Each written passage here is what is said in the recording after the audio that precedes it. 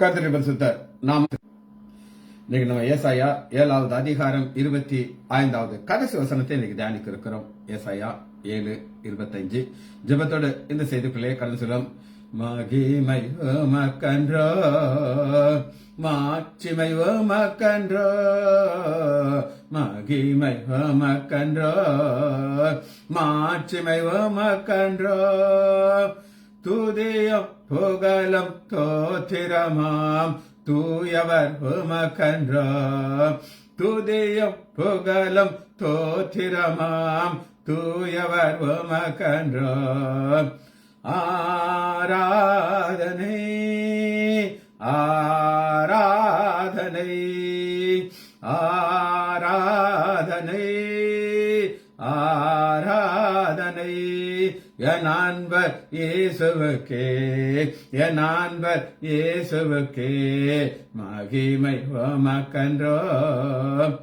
வழிகாட்டும் தீபம் துணையாளரே, தேற்றும் தெய்வமே, வழிகாட்டும் தீபம் துணையாளரே, தேற்றும் தெய்வமே, அன்பால் பலத்தால் அனல் மூட்டும் ஐயா அபிஷேக நாதரே, அன்பால் பலத்தால் அனல் மூட்டும் ஐயா அபிஷேக நாதரே, ஓ ரா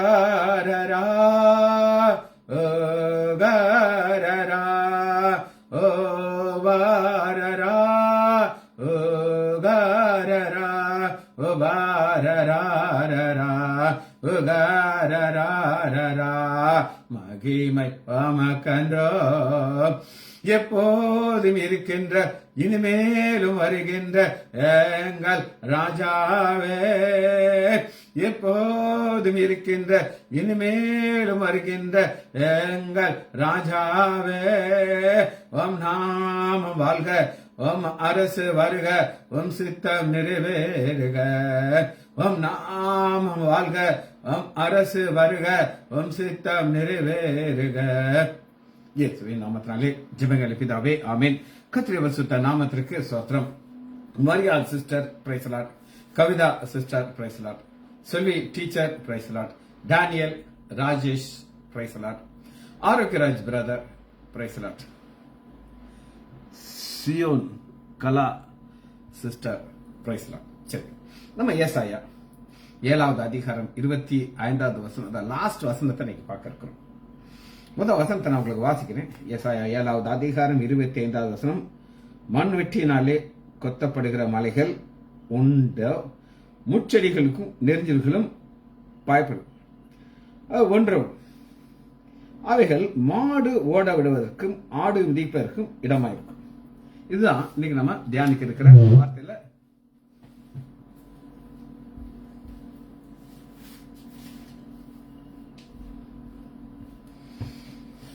ஃபர்ஸ்ட் இங்க என்ன இருக்குன்னா, ஒரு ஃபியர் அப்படிங்கிற ஒரு வார்த்தை இருக்கு. ஃபியர் இருக்கு, எபிரேய வார்த்தை நான் உங்களுக்கு யாரே, YARA, யாரே, ஃபியர். ஒரு சூழ்நிலை, ஒரு பயங்கரமான சூழ்நிலையா இருக்குது. அது என்ன அப்படின்னு கேட்டா, மண் வெட்டியால கூட முச்செடியில மலைகள் உண்டு, முச்செடிகள் நெரிஞ்சலுக்கு பயப்படுவதனாலே, பயப்படுறது ஃபியர். இந்த ஃபியருங்கிறத நம்ம எப்படி பார்க்கறோம் கேட்டீங்கன்னா, இதுக்கு இந்த ஃபியர் இருக்கிறதுக்கு இங்கிலீஷ் அர்த்தத்தை நான் உங்களுக்கு காட்டுறேன். To be afraid. ஒரு காரியம் உங்களுக்கு பயம் உண்டாக்கணும், அதான் நம்ம பார்க்கிறோம். To be afraid, fear. ஒப்பாட்டில் போறோம், போகும்போது ஒரு பயத்தோடு போகணும். ஏன் அப்படின்னு கேட்டீங்கன்னா, டிராபிக் பயங்கரமா இருக்கும். நம்ம ஒரு ஹெல்மெட் போட்டுக்கிடணும். ஹெல்மெட் போட்டா தான் உயிர் பிழைக்க முடியும். நான் ஹெல்மெட் இல்லாம என் வண்டியை ஓட்ட மாட்டேன். ஒரு சம்பவத்தை உங்களுக்கு நான் சொல்றேன். ஒரு பாஸ்டர், அவர் ஒரு ஃபங்க்ஷனுக்கு வந்திருக்காரு. நல்ல அழகான ஒரு முப்பட்டில் வந்திருக்காரு, ஒய்ஃபோடு. அங்க இருந்த ஒரு சொந்தக்காரர், பாஸ்டர் நீங்க ஹெல்மெட் போடாம வந்திருக்கீங்க பாஸ்டர். அவர் சொன்னார், ஹெல்மெட் போட்டா அந்த முடியெல்லாம் உழைஞ்சிரும் பார்த்தீங்களா அப்படின்னு அவர் சொன்னார். நம்ம அப்பியரன்ஸுக்காக உயிரை பணைய வைக்க வேண்டியிருக்கு. இது யாரை நோக்கி சொல்றேன்னா உங்களுக்கு தெரியாத ஒரு அக்காக்கு தெரியும். சரி, அவங்களுக்கு புரியும். ரைட். இந்த அஃப்ரேட் ஃபியருங்கிறத நம்ம ஆதியாகமம் 32வது அதிகாரம் 11வது வசனத்தை பார்க்கலாம். ஆதியாகமம் 32:11.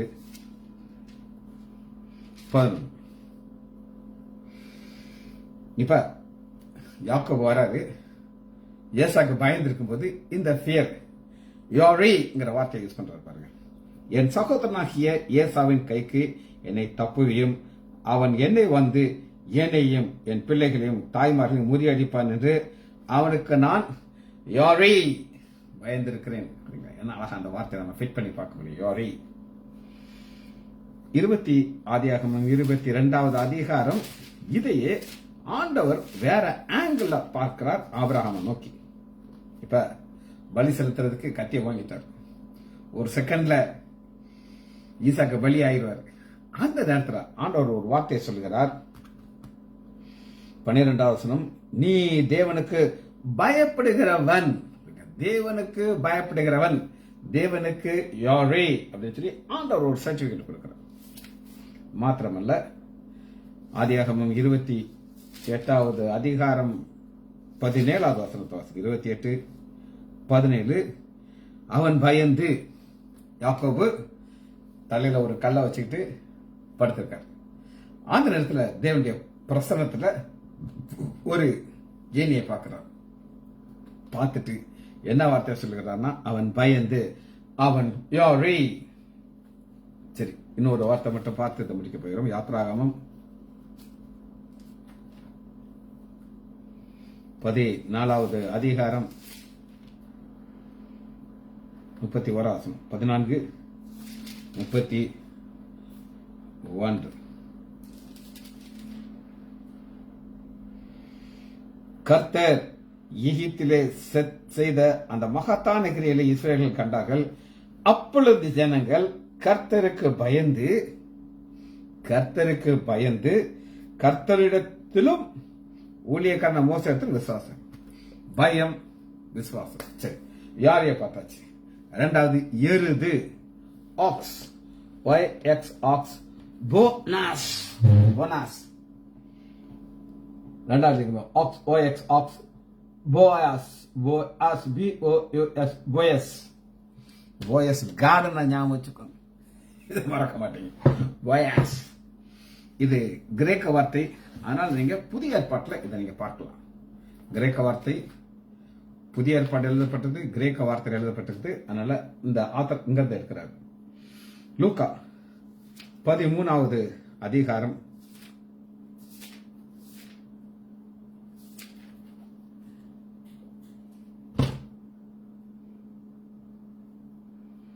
13:15. கர்த்தர் அவனுக்கு பிரதியுத்தரமாக, மாயக்காரனே, உங்களில் ஒருவனுடைய ஓய்வு நாளிலே தன் எருதாவது தன் கழுதையாவது தொழுவத்திலே அவுத்து கொண்டு போய் அதுக்கு தண்ணி காட்டுறாரு. எருது அவ போயாஸ் அப்படின்னு ஆர்டர் வச்சுருப்பான். ஓய்வு நாளை குறித்து சொல்லும் போது, அந்த வேலை மட்டும் நீ செய்யறே இல்லை, நீ அந்த வேலையை நீ செய்யக்கூடாது. நான் அழகாக ஆண்டவர் அதை ஹேண்டில் பண்ற பார்த்தீங்களா. அன்னைக்கு நீ விட்டா எருது செத்து போயிடும். லூக்கா 14வது அதிகாரம் 19வது வசனம். வேறுவரும் 5 மாடு கொண்டேன், 5 போயாஸ் கொண்டேன். சாக்கு சொல்றாங்க இதுக்கு. ரைட். இப்ப நான் உங்களுக்கு போயாஸ் காமிச்சிட்டேன். இன்னொரு வார்த்தை பார்க்கிறோம். அது டுயிரோஸ். அந்த பீல போட்டு வாங்கி எழுதியிருக்க பாருங்க. டைரோஸ், TAUROS, டைரோஸ். ஆக்ஸுக்கு போயாஸ், அது உங்களுக்கு காமிச்சாச்சு.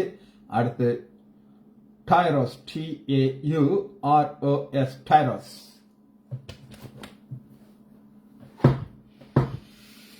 இது என்ன அப்படின்னு கேட்டீங்கன்னா, மத்தேயு 22வது அதிகாரம்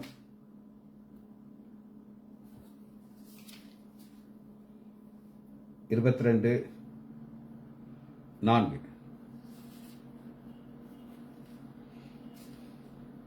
பாருங்க, இது எனது, மைன் அப்படிங்கிறதுக்கு பைரோஸ் பாருங்க.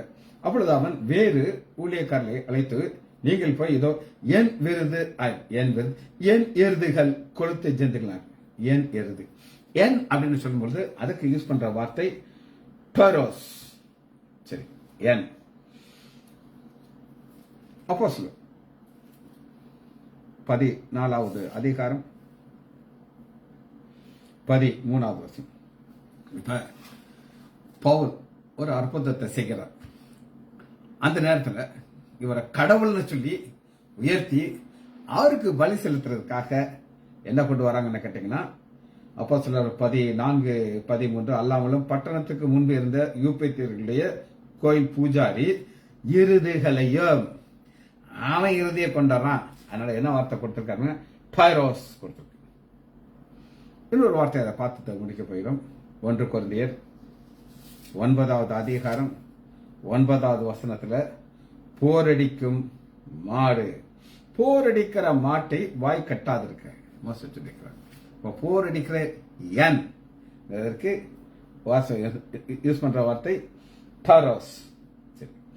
அடுத்து கொத்துறாங்க, கொத்துறதுக்கு டிக், அதுக்கு கிரேக்க வார்த்தை தான், இது கிரேக்க வார்த்தை தான் ஒய்ரோஸ், ஒய்சோ, ஒய்சோ, ஒய்ஓ ஆர் யோ, சோ எஸ் எஸ் ஓ, ஓ மேல ஒரு கோட்டு போட்டுருங்க, ஒய்சோ, ஒய்சோ டிக். இந்த டிக் அப்படின்னா என்ன அப்படின்னு கேட்டீங்கன்னா,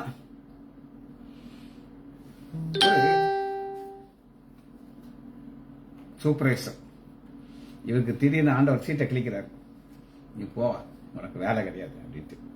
அப்ப அந்த ஆள் என்ன சொல்லுகிறார் அப்படின்னு கேட்டீங்கன்னா, நல்லா தின்னு நல்லா புஷ் புஷ் புஷ் கொடுத்து போயிருப்பாரு. அதனால அவர் என்ன சொல்றாருன்னா, எனக்கு கொத்துறதற்கு பலன் இல்லை.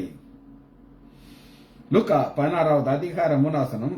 அப்பொழுது உக்கராக்காரன் மேனேஜர், நான் என்ன செய்வேன், என் எஜமானன் உக்கராம் பிசத்து என்னை சீட்டை கிழிச்சு போட்டாரு, கொத்துகிறதற்கு என் பலன் இல்லை, இறங்கவும் வெட்கப்படு, பிச்சை இருக்க கேவலமா இருக்கு.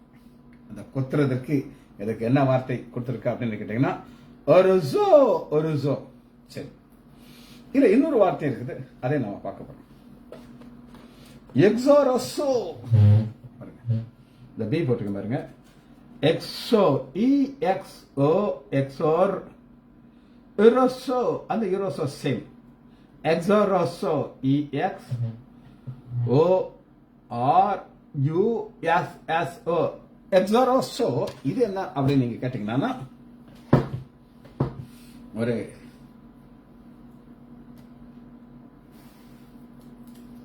நடக்க முடியாத திமிர்வாதக்காரனை தூக்கிட்டு வராங்க, மேல் கூரைய பிரிக்கிறாங்க, கொத்துறது கிடையாது, பிரிக்கிறது. மார்க் 2வது அதிகாரம் 4வது வசனம்.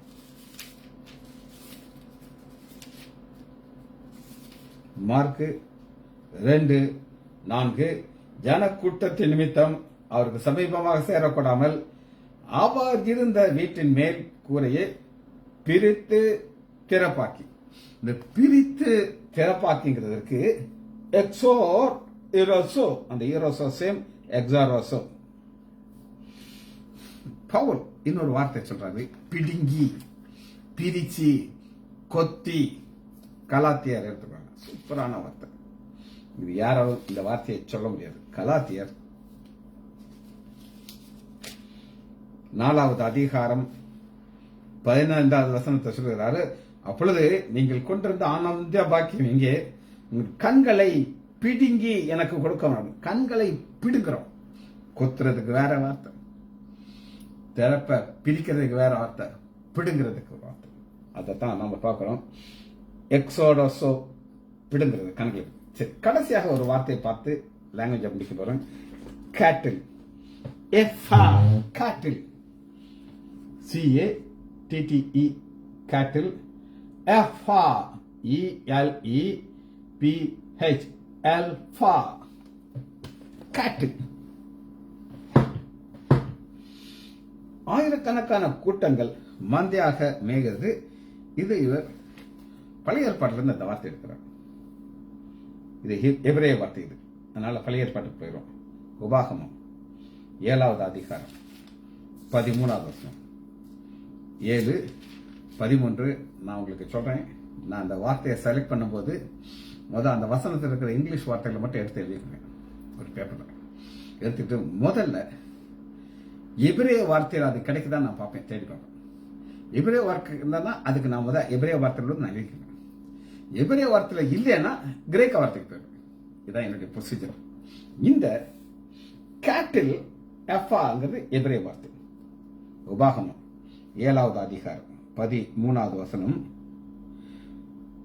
உன் மேல் அன்பு வைத்து உன்னை ஆசீர்வதித்து உனக்கு கொடுப்பேன் என்று உன் பிதாக்களுக்கு ஆணையிட்டு கொடுத்த தேசத்திலே உன்னை பெருக பண்ணி உன் கர்ப்ப கனியும் உன் நிலத்தின் கனிகளாகிய உன் தானியத்தையும் திராட்சை தோட்டத்தையும் திராட்சை ரசத்தையும் உன் எண்ணெயும் உன் மாடுகளின் பலன் ஆட்டு மந்தை மாடுகளின் பலன் ஆட்டு மந்தைகளுக்கு எஃபா அப்படி ஒரு கூட்டமா இருக்கிறது.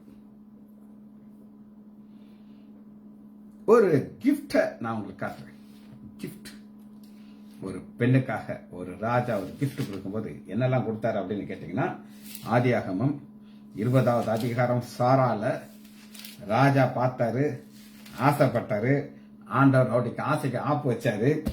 ஆனாலும் வெறுமனே அனுப்பாம ஆதியாகமம் 20வது அதிகாரம் 14 அப்பொழுது அபிமெலேக்கு ராஜா ஆடு மாடு வேலைக்காரர் ஆடு மாடு எஃபா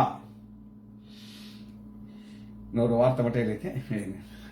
all up alap alap ALLUP அலப். சின்ன கூட்டம். தாவீது சொல்றாரு, அவர் சண்டைக்கு யுத்தத்தை பார்க்க வாடிக்கை வந்துட்டார். அப்ப அண்ணன்மாரு சண்டை போடுறாங்க. ஏண்டா நீ யுத்தத்துக்கு வந்துட்ட, உனக்கு இருக்கிற சின்ன ஆட்டு கூட்டத்தை நீ நீ விட்டுட்டு வந்துட்டேன்னு கொஞ்சம் ஆடு இந்த கொஞ்சம் ஆடைத்தான் நம்ம என்ன பார்க்கிறோம், ஒரு ஸ்மால் சின்ன ஒரு கூட்டம். சரி,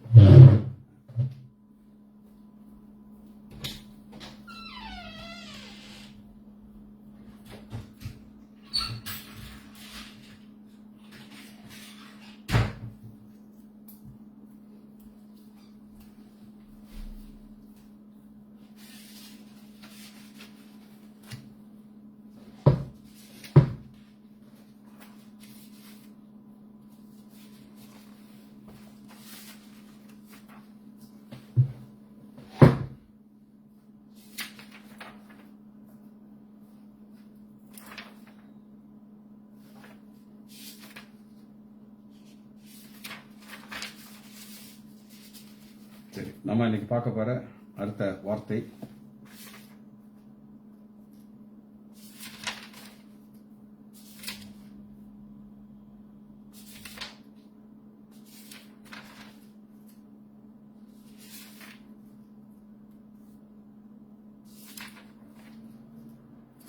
ரைட், வாசிப்போமா?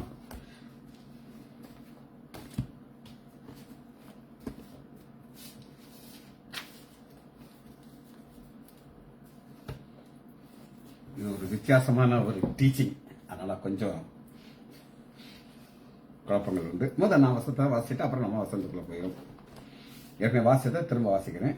ஏசாயா 7வது அதிகாரம் 25 வசனம். மண் வெட்டியை கொத்துகிற மலைகள் உண்டு, முற்செடி நெறிஞ்சில் இருக்கிற மலை. ஆனா இன்னைக்கு நம்ம பார்க்கறது இந்த மாதிரி மலையில ஒரு நல்ல மலையை நான் உங்களுக்கு காட்ட போறேன். நல்ல மலை. இது ஒரு வித்தியாசமான செய்தி. இங்க இருந்து நம்ம நல்ல மலையை பார்க்க போகிறோம். ஏசாயா 7வது அதிகாரம் 25 ஏசாயா 7:25.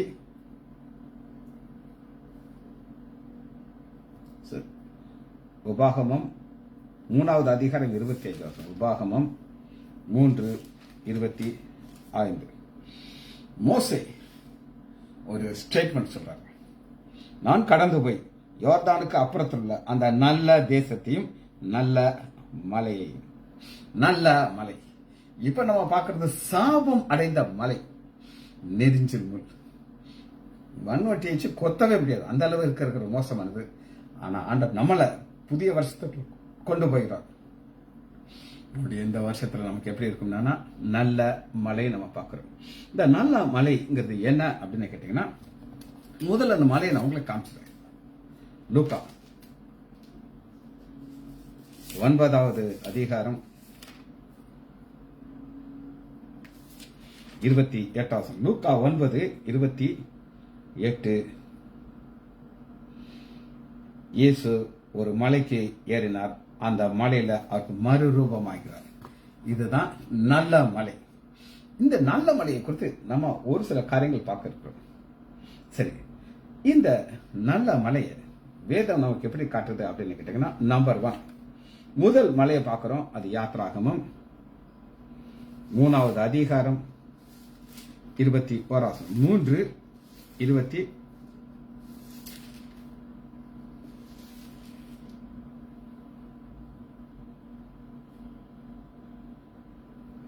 மூணாவது அதிகாரம்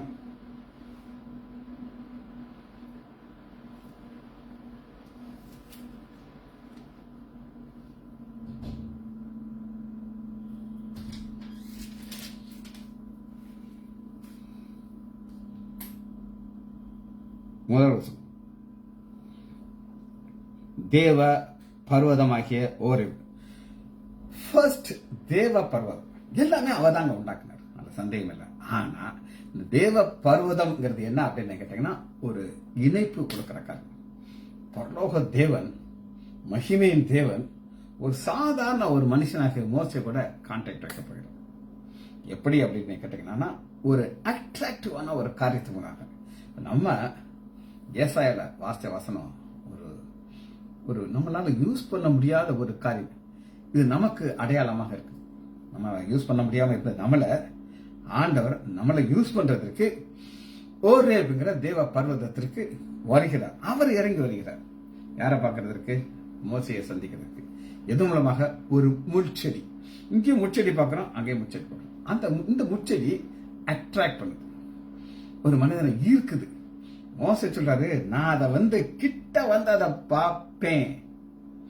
சாதாரண முட்செடி அதை பார்ப்போமா? ஐயா ஓடியே போயிடுவான். ஆனா இது அப்படி கிடையாது. ஒரு விசேஷமான ஒரு முட்செடி. ஆனா நாம் போய் சேரக்கூடிய ஒரு ஃபைனல் மலை எது அப்படின்னு கேட்டீங்கன்னா, வெளிப்படுத்துதல் 14வது அதிகாரம் 1 வசனம், சீயோன் மலை. அந்த சீயோன் மலையிலையும் நம்ம 2 பேரும் சேர்ந்துருப்போம். ஆண்டவராகிய இயேசு கிறிஸ்து ஒரு ஆட்டுக்குட்டியான இருப்பார். நம்ம எல்லாரும் அவர் பின்னாடியே போயிட்டே இருப்போம். இந்த மலையும் அந்த மலை சின்ன.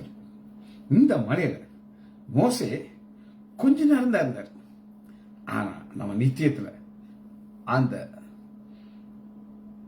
ஆண்டவரோட கூட இருக்கிற மலை சீயோன் மலையில நித்தியத்தில் நமக்கு இருக்கப்படும். ஆண்டவர் ஒரு அழைப்பை கொடுக்கிறார். அது என்ன அழைப்பு அப்படின்னு கேட்டீங்கன்னா, லேவியராகமம் 25வது அதிகாரம்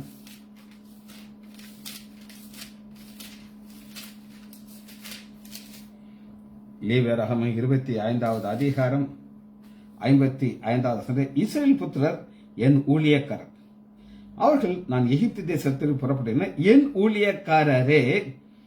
ஊழியக்காரராகத்தான் ஆண்டவர் பார்க்கிறோம். இருக்கிற ஒரு சிலர் ஊழிய செய்றீங்க, ரொம்ப சந்தோஷம் இருக்கு. என்னுடைய ஹாஸ்பிட்டல்ல யாராவது அட்மிட் ஆகிறாங்க,